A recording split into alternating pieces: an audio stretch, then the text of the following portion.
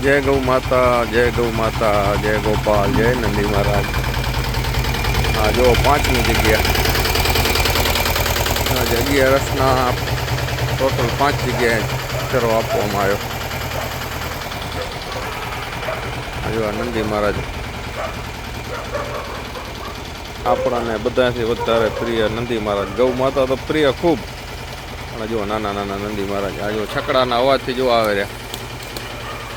અને તમે 50 લાખની ગાડી કે કરોડની ગાડી લઈને આવો ને તો એકે ના આવ્યો. બાકી આ છકડાનો અવાજ 365 દિવસ છકડાના અવાજથી જો બધા આવી જાય. આવી ગયા જો નંદી મહારાજ બધા ખાઈ રહ્યા ચરો.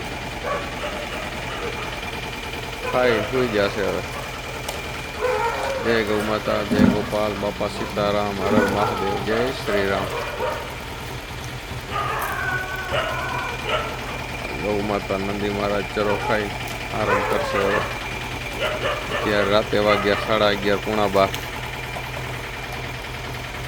રાતે કોઈને નડગત ન થાય અને તકલીફ ન થાય. જય ગૌ માતા, જય ગોપાલ, જય નંદી મહારાજ, બાપા સીતારામ, હર હર મહાદેવ, જય શ્રી રામ.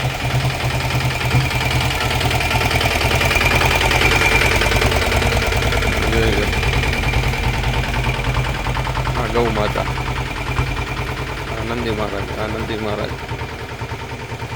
એટલે એક દિવસ આપણે નંદી મહારાજને ગોતવા નીકળશું. ત્યારે સમય બહુ લેટ થઈ ગયો હશે, કેમ કે બળદથી જે ખેતી થતી ને એ અત્યારે આધુનિક ખેતીમાં લાભ નથી. કેમ કે બળદથી ખેતી થતી એમાં ખૂબ લાભ હતો, જમીનને લાભ હતો ને આપણાને લાભ હતો. આધુનિક ખેતીમાં બધાને નુકસાન. જય ગૌ માતા, જય ગોપાલ.